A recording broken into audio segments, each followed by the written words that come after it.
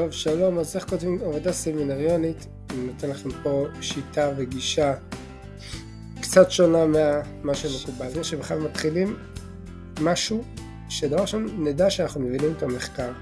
השאלת המחקר צריכים לשבת עם המרצה לדעת אותה היטב. מה השאלה?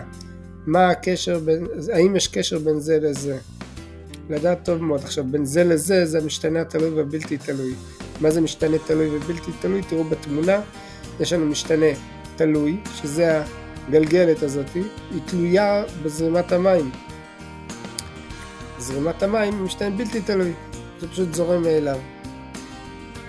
אוקיי, אז כל אחד צריך לדעת מה המשתנה התלוי והבלתי תלוי שלו, לדעת את זה טוב. איך אני בונה את הסקירה הספרותית? אני בונה אותה עם 3 פרקים.